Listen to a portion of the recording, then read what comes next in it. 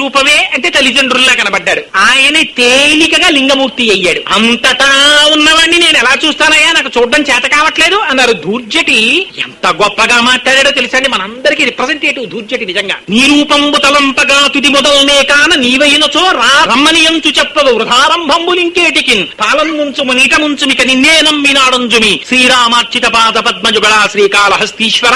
నిన్ను చూద్దామంటే ఏమిటో సమస్త బ్రహ్మాండములు నిండిపోయి అంటాడు. నేను ఇక్కడ కూర్చుంటే నాకు నిడదవోలు కనపడదు, నిడదవోల్లో ఉంటే కాకినాడ కనపడదు. నేను ఎక్కడ చూస్తాను ఈ బ్రహ్మాండాలన్నింటినీ? నాకేం కనపట్టలేదు. పోనీ నిన్ను చూద్దామంటే కనపట్టలేదంటే నువ్వు వచ్చి పక్కన కూర్చుని అలా కాదు నాన్న ఇలా చూడని చెప్పద్దు, నువ్వు చెప్పవు. అందుకని నాకేం సంబంధం లేదు, నాకేం కనపట్టలేదు. పాల ముంచుతావో నీట ముంచుతావో నీ ఇష్టం, నువ్వు వచ్చి చూపించుకోవాలని.